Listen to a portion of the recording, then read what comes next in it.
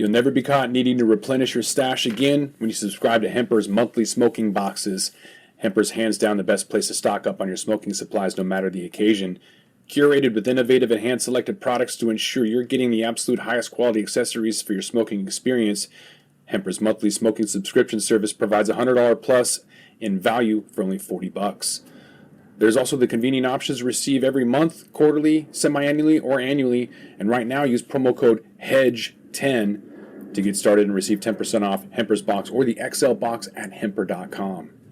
For amplified relief, replace your next bottle of CBD with CBK1. CBK1 is a patented anti-inflammatory formulation designed to be faster acting, stronger, and longer lasting than traditional CBD. Perfect for anyone dealing with chronic and acute pain to athletes looking to gain a competitive edge. Shop capsules and topicals at CBK1.com. Free shipping to all 50 U.S. states, third-party lab tested for safety, and 100% THC free, derived from U.S. grown hemp. CBK1.com.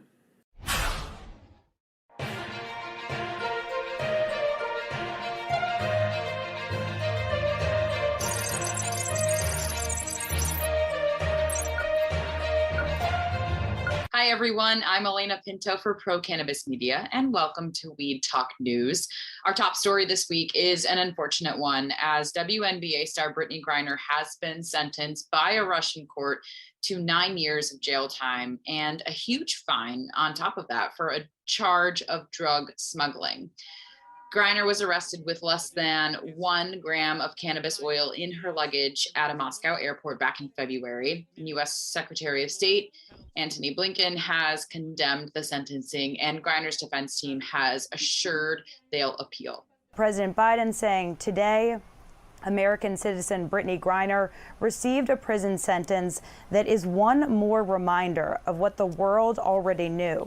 Russia is wrongfully detaining Brittany Griner. It's unacceptable, and I'll call on Russia to release her immediately so she can be with her wife, loved ones, friends, and teammates. My administration will continue to work tirelessly and pursue every possible avenue to bring Brittany and Paul Whelan home safely as soon as possible. And of course, we'll be waiting to watch how those negotiations to get her home ultimately follow after today's sentence. Ironic timing for Griner's sentencing as another basketball star finds themselves in trouble stateside.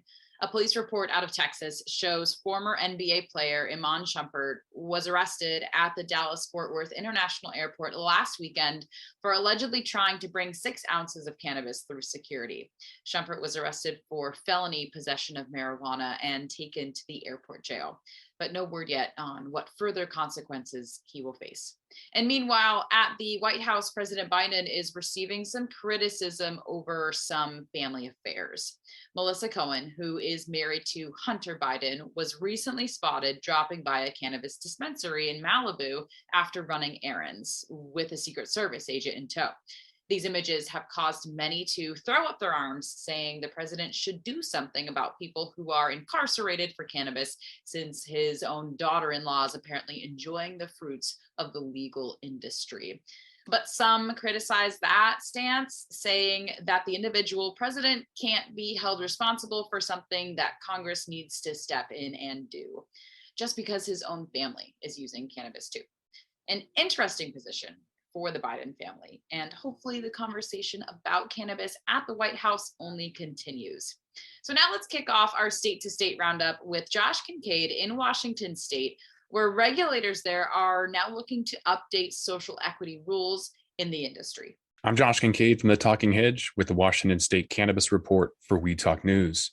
There's 6 key metrics that'll provide you with a pulse check on the Washington regulated cannabis market. By comparing retail sales across today's regulated cannabis markets, we can better understand which types of products consumers are buying in Washington. Monthly sales, for example, have consistently dropped between 7 to 14% each month year to date. Washington had $106 million in total cannabis sales last month, although having been declining monthly since August 2021, the Washington market remains resilient with approximately 3.3 million transactions average per month and an average spending per store visit at over $32, with consumers having the choice of nearly 1,750 products or SKUs to choose from. And maybe in Washington, there's too many choices. And that's how a $20 eighth of cheetah piss recently became the 8th best-selling cannabis flower in Washington. I don't know. But next week, you're going to find out more about Washington State's cannabis scene. But with that, we're going to have to roll up this Washington State Cannabis Report. I'm Josh Kincaid from the Talking Heads reporting for Weed Talk News. Don't forget to like, share, and subscribe, or don't, and I'm out. A group of lawmakers in New Jersey are riding high on the coattails of some recent cannabis research. According to the study conducted by the Lancet Psychiatry, researchers found people with cannabis-related psychosis are much more likely to have been using products containing high levels of THC with an increased likelihood of addiction.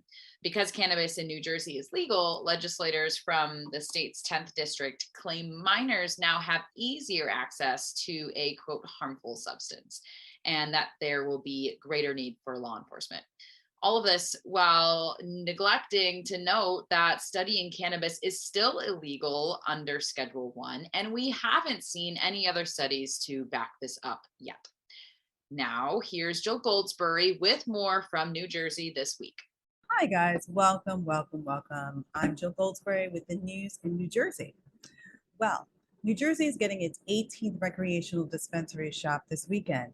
Verano Zen Leaf in Neptune Township has opened up officially on Route 66 this Friday and will become, like I said, New Jersey's 18th store offering adult legalized marijuana. The store will offer free food and giveaways and free gifts to customers during the ribbon cutting ceremony, which happened this morning at 7:30 a.m. And in other news, it seems that our Garden State is adding another layer of difficulty for cannabis entrepreneurs starting a business, particularly for minority business owners. This hurts most. It's been over a year now since the state has legalized the plant, and just a few months since it's been legal for recreational use. Observers are saying of the 300 plus licenses awarded so far, as many as 50% have had to give up their licenses because commercial landlords are charging upwards of $10,000 for spaces that normally would cost a few $1,000s. So securing a space is the next step once you get a license. And if you don't have the license, you may have to give up. If you have a license and you don't have a secured space, you may have to give up your license. According to a report on Fox News, Blaze Law Firm's attorney Chirali Patel stated that real estate properties are asking a minimum of $10K and above for the same property. And once they hear it's a cannabis business. So, according to the CRC, this is something that will be looked into. And now we're talking a minimum of $10,000 and above for the same property, because as soon as the landlord hears it's cannabis, that's the problem. Another state looking to jump on the growing trend of adult use cannabis is Pennsylvania. In fact, lawmakers there have finally introduced a bill proposing adult use sales in the state. Claudia Post takes a closer look in this week's Pennsylvania report. I'm Claudia Post from Scarlet Express, and I'm here in the Keystone State, Pennsylvania, reporting for Weed Talk News. First up, the Laughlin Street bipartisan adult use marijuana legislation bill prioritizes safety, social, and economic equity and engages Pennsylvania's agricultural industry. Hallelujah, everybody. Great news. We have an adult use bill here in Pennsylvania. So that's what the bill is going to speak to. And this is monumental for Pennsylvania because, as you know, we're surrounded by everybody else who's got adult use, and people can just zip over and get their goodies in a different state, and we're losing tax revenue. So this proposal ensures the vitality of Pennsylvania's world-class medical marijuana industry. I don't know, that's a stretch, while creating thousands of jobs and generating hundreds of millions of dollars in new tax revenue for the Commonwealth. What are we waiting for in Pennsylvania? Now, this is an absolutely absurd piece of information, but I'm going to share it with you. Medical experts, now I'm not sure who these medical experts are, but Pennsylvania's homegrown marijuana bill is the most unscientific and irresponsible piece of legislation they have ever seen. The bill allows any medical patient with 30 days of residency in Pennsylvania to grow up to 6 cannabis plants for personal use. Now, isn't that what everybody else is doing? I don't know about the 30 days residency, but I do know that many states have home grow, and it is an issue, and I don't know why they're stopping it, but as usual, it's Pennsylvania. They favor the decriminalization, God, that was tough to say, of marijuana and the use of medical marijuana, but residential marijuana growth and increased marijuana availability will bring trouble to the government because they can't control it. 6 plants, people. What's that?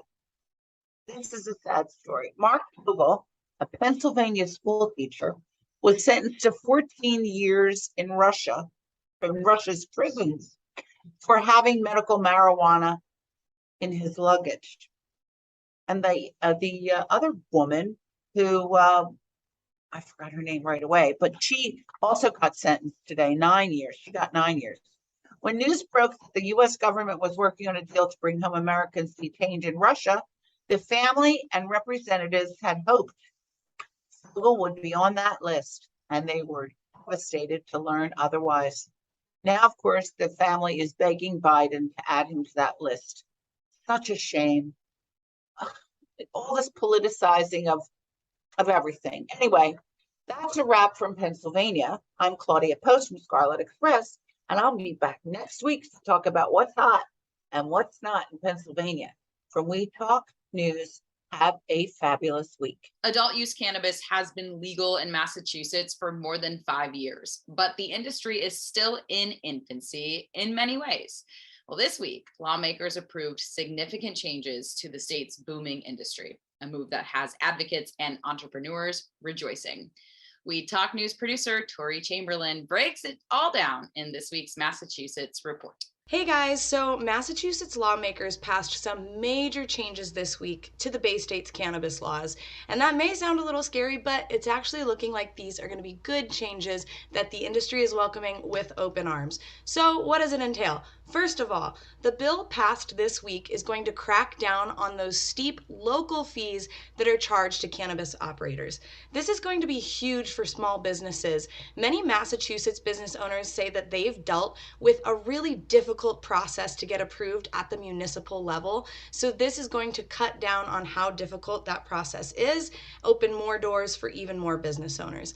Additionally, there's simply not enough institutional financing right now to help certain applicants in the Bay State when they're looking to open a cannabis business. So this is just going to make the barrier to entry a lot easier, and it's going to prevent a corporate takeover of cannabis across this state.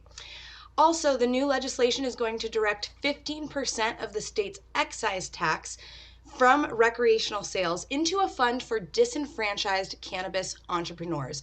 So these are people that may be affected by the things we just mentioned: tough barriers to entry, overregulation or overtaxation.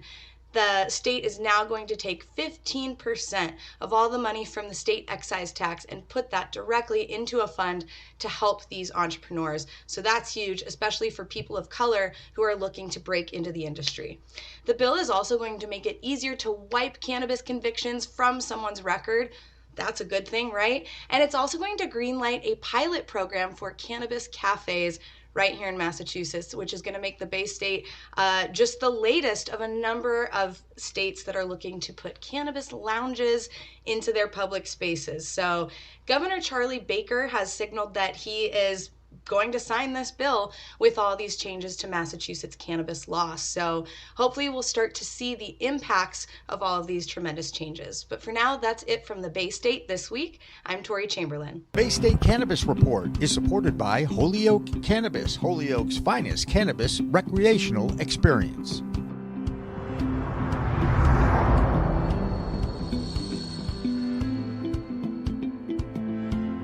It looks like the South could get a little greener.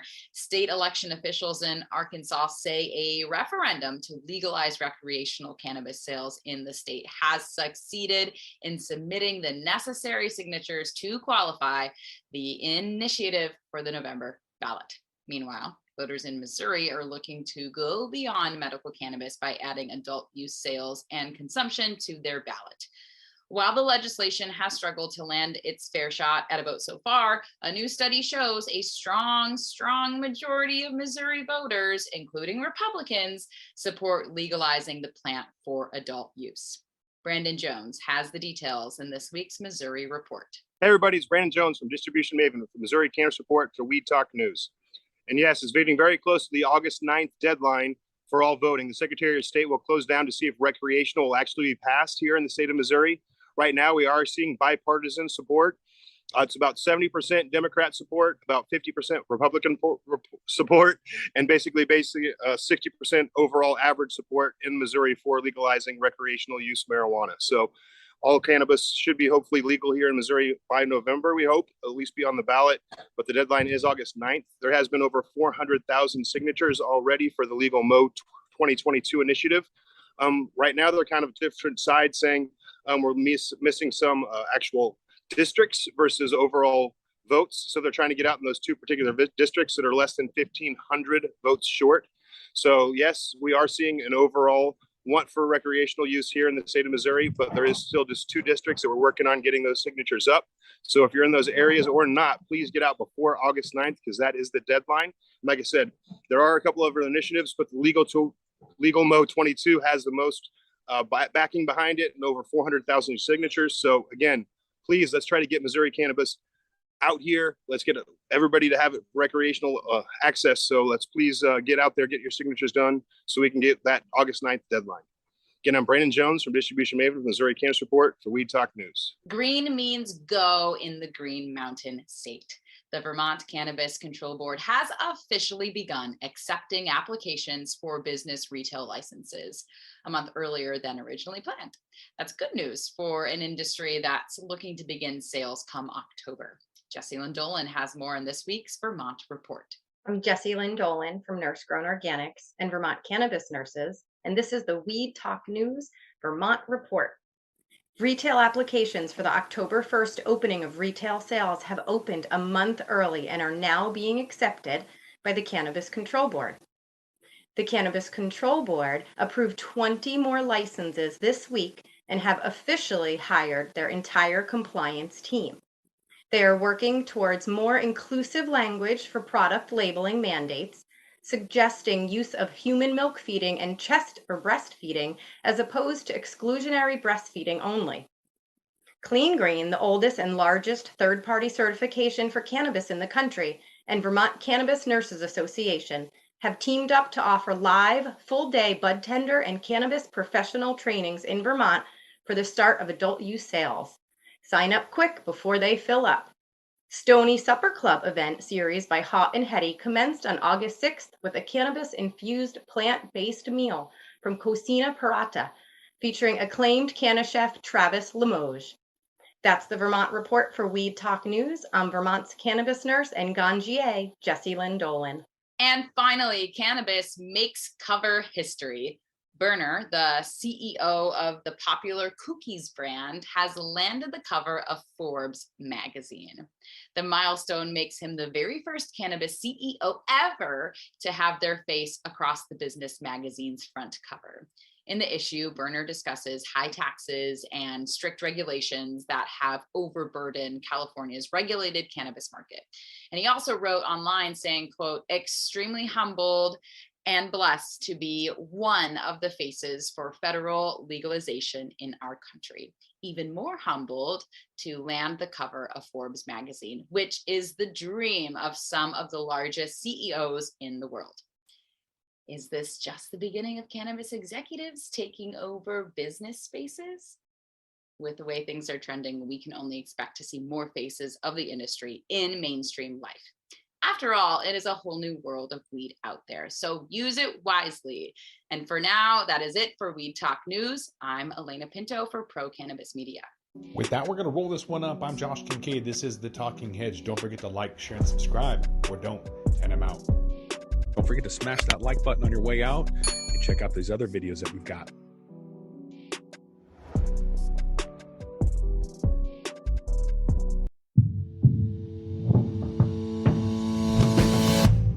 Tell me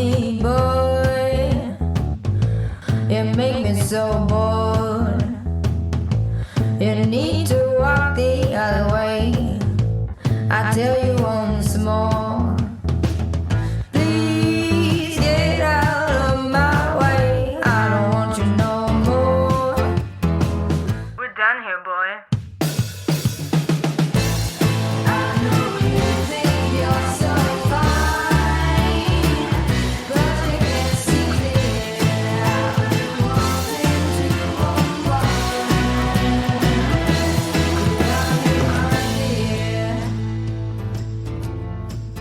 Hi, my name is Kira Reed, and I'd like to invite you to be inspired by the women who are leading in the cannabis industry.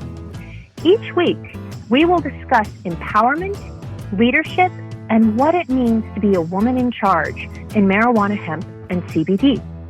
As the founder of the Women Empowered in Cannabis community, I have had the great pleasure to get to know many brilliant and talented women who are CEOs, executives, politicians, advocates, and community leaders that are focused on creating a cannabis economy that is just, fair, and equal. We'll learn how these women make decisions, how they navigate a predominantly male industry, and what they're doing to level the playing field for women. I hope you'll join us.